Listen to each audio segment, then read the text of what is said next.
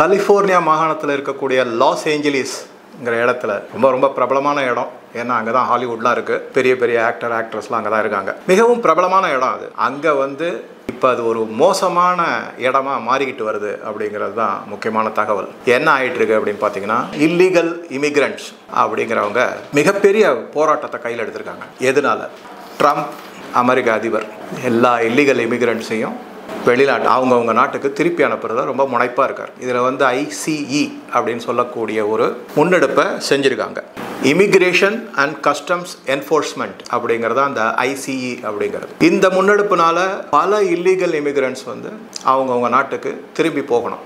இதில் குறிப்பாக யார் குறிவைக்கப்பட்டுள்ளார்கள் அப்படின்னு பார்த்தீங்கன்னா, மெக்சிகன்ஸ் மட்டுமல்ல, பலவித ஆப்பிரிக்க நாடுகளிலிருந்து அங்கே டேரா போட்டு தங்கிட்டு அமெரிக்காவினுடைய பல இன்னல்களையும் கெடுதல்களையும் செஞ்சுக்கிட்டு இருக்கக்கூடியவங்களாக மெக்சிகன்ஸையும் பார்க்குறாங்க. அதே மாதிரி ஆப்பிரிக்க நாட்டிலேருந்து வந்திருக்கக்கூடிய இஸ்லாமியர்களையும் அந்த மாதிரி தான் பார்க்குறாங்க. அவங்க எல்லாரையும் ஏதோ நீங்கள் டெம்பரரியாக வந்தீங்க, ஒரு ரெஃப்யூஜிங்கிற முறையில் ரெஃப்யூஜின்னு கொடுத்தாச்சு, அடைக்கலம் கொடுத்தாச்சு, உங்களுடைய நிலைமை இப்போ சரியாயிடுச்சு, அவங்க நாட்டுக்கு இனிமேல் திரும்பி போகணும். அமெரிக்காவில் சரியான முறையில் குடியுரிமை வாங்கி நீங்கள் இருக்கிறதுல எந்த பிரச்சனையும் கிடையாது. ஆனால் சரியான முறையில் குடியுரிமை பெறாதவர்கள் இல்லை விசா பெறாதவர்கள் திரும்பி அவங்கவுங்க நாட்டுக்கு போகணும்னு முன்னெடுக்கப்பட்டது தான் இந்த ஐசிஇ. இது கொஞ்சம் கொஞ்சமாக வெடிக்க ஆரம்பிச்சது. நமக்கு ஏற்கனவே தெரியும், இந்த மாதிரி இல்லீகல் இமிகிரண்ட்ஸ் எல்லாரையும் இந்தியாவிலிருந்து அமெரிக்காவில் குடிபெயர்ந்த இல்லீகல் இமிகிரண்ட்ஸ், சட்டத்துக்கு புறம்பாக குடியேறியவர்களை கையில் காலெல்லாம் செயின்லாம் கட்டி இந்தியாவுக்கு திருப்பி அனுப்பப்பட்டார்கள். இது எந்த நாடுமே செய்யக்கூடாது. நம்மளே இந்தியாவில் பாகிஸ்தான்ல இருந்தோ பங்களாதேஷ்ல இருந்தோ மியான்மர்ல இருந்தோ எங்கிருந்தோ வரக்கூடிய சட்டத்தின் அனுமதி இல்லாமல் இங்கு தங்கி இருக்கக்கூடியவர்களை அவங்க நாட்டுக்கு திருப்பி அனுப்புறதுக்கான முன்னேற்பாடுகளை நம்ம செஞ்சுக்கிட்டு தான் இருக்கோம். இது அந்தந்த நாட்டினுடைய இறையாண்மை, பாதுகாப்பு மற்றும் மக்கள் நலன் சார்ந்தது. அதாவது பொருளாதார ரீதியாகவும் நிதி நிலைமை ரீதியாகவும் பலவித சங்கடங்கள் உருவாகும்.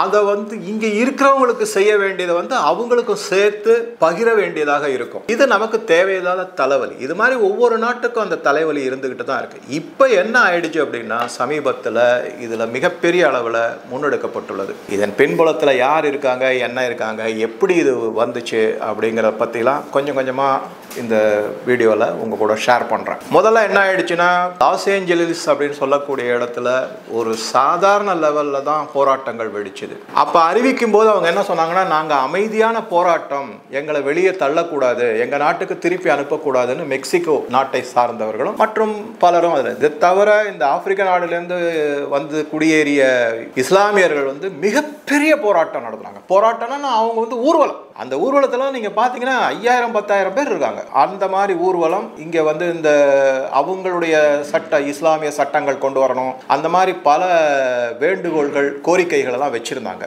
அது ஒரு மாதிரி போயிட்டு இருந்துச்சு. அப்பவுமே என்ன சொன்னாங்கன்னா, செக்யூரிட்டி ஃபோர்ஸஸ்லாம் எதுவுமே செய்யவே இல்லை, அது அவங்க பாட்டுக்கு பேசாமல் இருந்தாங்க. அந்த சமயத்தில் கொஞ்சம் கொஞ்சமாக இந்த ஊர்வலம் அப்படிங்கிறது ஒரு போராட்டமாக வெடித்து கொஞ்சம் கொஞ்சமாக எந்த ஒரு மோசமான நிலைமைக்கு வந்ததுன்னா, சிவில் அன்ரெஸ்ட் அப்படின்னு சொல்லக்கூடிய லெவலுக்கு வந்துருச்சு. கடைகள் எல்லாம் சூறையாடப்பட்டன. அங்கே இருக்கிற பொருட்கள் எல்லாம் அப்படியே அள்ளி எடுத்து திருடிட்டு ஓடினாங்க. இந்த மாதிரிலாம் நடக்கிறது. அதை தடுத்து நிறுத்துறதுக்கான ஏற்பாடுகளாக அரசு செய்ய வந்ததா அப்படின்னு பார்த்தீங்கன்னா, குற்றச்சாட்டு யார் மேலே விழுது அப்படின்னு பார்த்தோம்னா, கலிஃபோர்னியாவுடைய கவர்னர் கெவின் நியூசாம் அப்படிங்கிறவர். அதே மாதிரி அந்த கலிஃபோர்னியா மாநிலத்தினுடைய மேயர் கரென் பாஸ் லேடி, இவங்க 2 பேரை பற்றியும் ஏற்கனவே கலிஃபோர்னியாவில் வைல்டு ஃபயர்னு காட்டில் தீ மாதிரி பரவுச்சு. அப்பயே பல குற்றச்சாட்டுகள் இருந்தது. கேட்டால் எங்ககிட்ட பணம் இல்லை அப்படின்னாங்க. ஃபயர் டெண்டர் வாங்குறதுக்கு, அதாவது மொபைல் ஃபயர் டெண்டர் வாங்குறதுக்கு எங்ககிட்ட பணம் இல்லை இப்படிலாம் சொல்லிட்டு இருந்தாங்க அந்த சமயத்தில். அப்பயே பல குற்றச்சாட்டுகள் வந்தது. கலிஃபோர்னியா மற்றும் லாஸ் ஏஞ்சலிஸ் பகுதிகளில் நிறைய மெக்சிகன்ஸும், அதாவது சட்டத்துக்கு புறம்பாக குடியேறியவர்கள், அகதிகள்னு சொல்லக்கூடியதில் ஆனால் சட்டத்துக்கு புறம்பாக அங்கே குடியேறியவர்கள், அவர்கள் நிறைய பேர் இருந்தாங்க. அதனால் இன்சூரன்ஸ் எல்லாம் கேன்சல் பண்ணுச்சு. இதை பற்றி ஒரு வீடியோவில் தெளிவாக நம்ம பார்த்துருக்கோம். வீடு மற்றும் மால் அப்புறம் கமர்ஷியல் ப்ராப்பர்ட்டிஸ் எல்லாமே தீக்கு இரையாகணும்.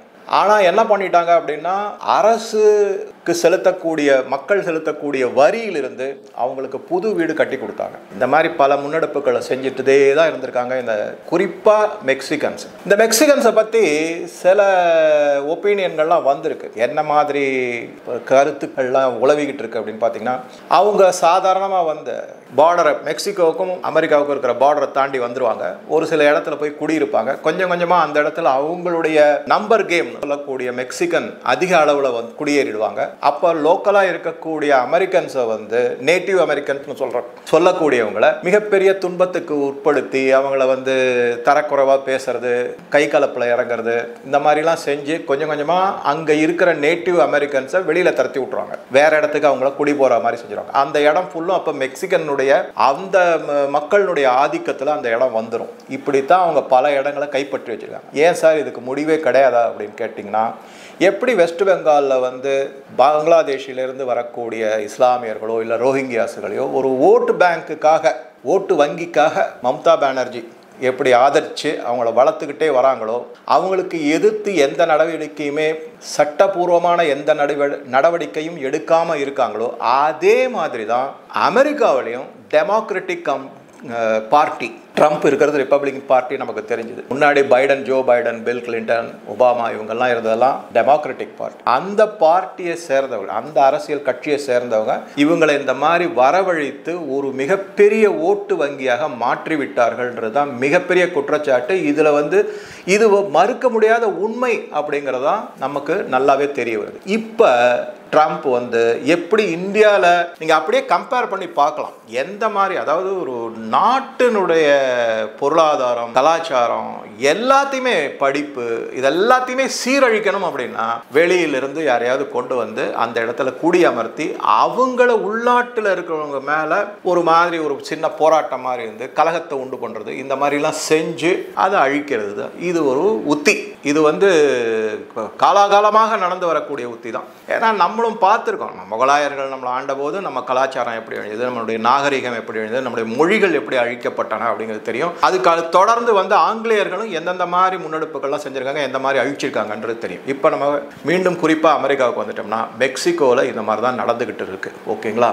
இப்போ அது மிகப்பெரிய போராட்டமாக வெடித்த போது குற்றச்சாட்டு அந்த கவர்னர் கெவின் நியூசம் மற்றும் மேயர் கெரன் பாஸ் இவங்க 2 பேர் மேலேயும் குற்றச்சாட்டு வைக்கப்பட்டிருக்கு. ஏன்னா இவங்க எதையுமே சரியான முறையில் கையாளலை, தகுந்த நேரத்தில் அந்த மாதிரி போராட்டங்களை அடக்கி ஒரு கட்டுப்பாட்டுக்குள்ளே கொண்டு வரலை அப்படிங்கிறது தான் முக்கியமான இது. இதை பற்றி பேசும்போது சில வல்லுநர்கள், அதாவது இந்த அரசியல் இந்த மாதிரி பின்புலம் உள்ள ஒரு நிகழ்வுகளை கணித்து இது எதனால் வந்தது அப்படின்னு சொல்லக்கூடியவங்கலாம் கிளியர் கட்டாக என்ன சொல்லுவாங்கன்னா, இது வேண்டுமென்றே ட்ரம்ப் அரசுக்கு எதிராக நடத்தப்பட்டுள்ள ஒரு சதி போராட்டம் அப்படிங்கிறது. இது மெல்ல மெல்ல கலிபோர்னியா, லாஸ் ஏஞ்சலிஸ்லிருந்து கலிபோர்னியாவுக்கு பரவிடுச்சு. ஆல்ரெடி கலிபோர்னியாவிலிருந்து மற்ற மாவட்டங்களுக்கும் இது பரவும் அப்படிங்கிறது தான் மிக மிக முக்கியமான ஒரு செய்தியாக அவங்க சொல்றாங்க. அதுல கூடவே என்ன சொல்றாங்களா, டெமோக்ராட்டிக் பார்ட்டி ஆட்சியில் இருக்கும் பொழுது இந்த மாதிரி நிகழ்வுகள் நடப்பதில்லை. ஆனா ரிப்பப்ளிகன் ஆட்சியில் வரும்போது இந்த மாதிரி கலாட்டாக்கள், போராட்டங்கள், ஊர்வலங்கள், அதாவது அரசுக்கு எதிரான பல செயல்பாடுகளை முன்னெடுத்து செய்யறாங்க. இதுல வந்து அமெரிக்காவின் சிஐஏவும் அமெரிக்காவின் டீப் ஸ்டேட் என்று சொல்லக்கூடிய பலரும் இதுல ஈடுபட்டிருக்காங்க. அவங்களுக்கு வந்து ட்ரம்ப் வந்து ஆட்சியிலிருந்து அகற்றணும். இது அடுத்த டேர்ம் வரைக்கும் அவங்க வெயிட் பண்ணணுங்கிற அவசியம் இல்லை. அதுக்கு முன்னாடியே ட்ரம்ப் வந்து வெளியில தள்ளணும் அப்படிங்கறத அவங்களுடைய முக்கியமான குறிக்கோளாக இருக்கு அப்படிங்கறத பார்க்கிறோம். இதுக்கு நடுவுல என்ன ஆயிருக்கு அப்படின்னு பாத்தீங்கன்னா, கமலா ஹாரிஸ் அவங்க சொல்லியிருக்காங்க. அதே மாதிரி கவர்னர் நியூஸ்காம், அதுக்கப்புறம் அந்த மேயர் கெரன் பாஸ், இவங்க எல்லாரும் ட்ரம்ப்பினுடைய ஒரு முன்னெடுப்பை தடுத்திருக்காங்க, கண்டபடி விமர்சனம் செஞ்சிருக்காங்க. அது என்ன அப்படின்னா, ட்ரம்ப் வந்து என்ன பண்ணிருக்காருன்னா, நேஷனல் செக்யூரிட்டி கார்டை வந்து அனுப்பிட்டார் லாஸ் ஏஞ்சல்ஸுக்கு. ஏன்னா LAPD என்று சொல்லக்கூடிய லாஸ் ஏஞ்சலிஸ் போலீஸ் டிபார்ட்மெண்ட், அவங்களால இதை போராட்டக்காரர்களை அடக்க முடியல, ஒரு கட்டுப்பாட்டுக்குள்ள கொண்டு வர முடியல. அதனால இவர் நேஷனல் செக்யூரிட்டி கார்டை அனுப்பிட்டார். அதை தவிர என்ன பண்ணியிருக்காரு அப்படின்னா, ட்ரம்ப் வந்து இன்னும் சில முன்னெடுப்புகள் எடுத்திருக்காரு. அவர் வந்து secretary homeland security Kristi Noem அவங்க, மற்றும் defence secretary Pete Hegseth, attorney general Pam Bondi, இவங்க எல்லாரையும் கூப்பிட்டு உங்களுக்கு ஃபுல் பவர் கொடுத்துட்றேன், இந்த லாஸ் ஏஞ்சலிஸ் மற்றும் கலிஃபோர்னியாவில் நடக்கக்கூடிய போராட்டங்களை தடுத்து உடனடியாக முடிவுக்கு கொண்டு வர வேண்டியது உங்கள் பொறுப்பு. நீங்கள் என்ன நடவடிக்கை வேணால் எடுக்கலாம் அப்படின்னு சொல்லிட்டு இது ஒரு முக்கியமான நடவடிக்கை இருக்குது. இதை தவிர இன்னொரு முக்கியமான முன்னெடுப்பு ட்ரம்ப் என்ன செஞ்சுருக்காருன்னா 500 மரீன்ஸ்னு சொல்லக்கூடிய இராணுவ வீரர்கள் களம் இறக்கப்பட்டுள்ளார்கள். அவங்க வந்து இப்போ நிறைய வீடியோஸ் வந்திருக்கு, நீங்கள் பார்க்கலாம். இந்த போராட்டத்துக்கு வலு சேர்க்கிற மாதிரி என்ன பண்ணியிருக்காங்க அப்படின்னா அங்கே லோக்கலாக, அதாவது அட்டார்னி ஆஃப் கலிஃபோர்னியா, அந்த மாநிலத்தில் இருக்கக்கூடிய ஒரு அட்டார்னி, அவங்க வந்து ஜட்ஜ் மாதிரி, அவங்க என்ன பண்ணிட்டாங்க அப்படின்னா ட்ரம்ப் வந்து இந்த இல்லீகல் இமிகிரண்ட்ஸை நாடு கடத்துறது, திருப்பி அனுப்புறது வந்து தகாத செயல் அப்படின்னு சொல்லி அதுக்கு வந்து ஒரு தடை மாதிரி போட்டுட்டாங்க. இது இன்னும் கிளப்பி விட்டுடுச்சு அவங்களுடைய, அதாவது இந்த இல்லீகல் மைக்ரண்ட்ஸாக வந்த மெக்சிகன்ஸுக்கு ஒரு மிகப்பெரிய ஒரு சக்தியை, உந்து சக்தியை கொடுத்துருக்கு அப்படிங்கிற மாதிரி சொல்கிறாங்க. இப்போ அந்த அட்டார்னி ஜெனரலை வந்து சஸ்பெண்ட் பண்ணியிருக்காங்க.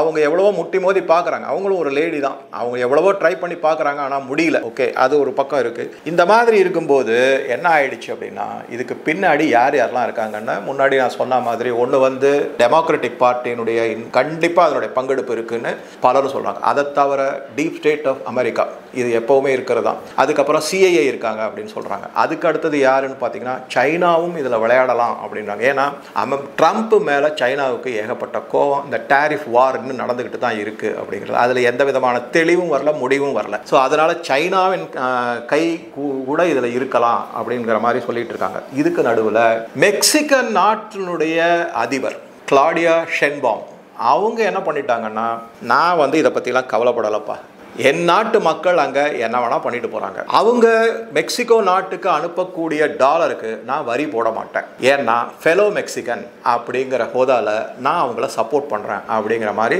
சொல்லியிருக்காங்க.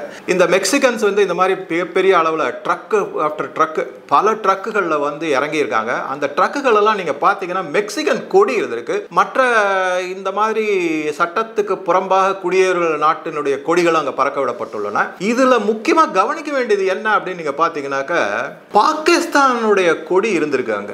அப்பன்னா இதுக்கு பின்புலத்தில் பாகிஸ்தான் இல்ல ஐஎஸ்ஐன்னு சொல்லக்கூடியவங்க சிஐஏவோட கூட்டு சேர்ந்து இதை சதி திட்டத்தை நடத்திருக்காங்களோ அப்படிங்கிற சந்தேகமும் வெளிப்படையா தெரிய வருது அப்படிங்கிறது இன்னும் நடந்துகிட்டு தான் இருக்கு. இது வந்து முடிவுக்கு வரவில்லை, குறையவும் இல்லை அப்படிங்கிறது தான் லேட்டஸ்டா வந்திருக்கிற நியூஸ். மேல மேல தகவல் வந்துட்டு இருக்கு. அடுத்த வீடியோல மற்ற தகவல்கள் பார்க்கலாம். நன்றி, வணக்கம்.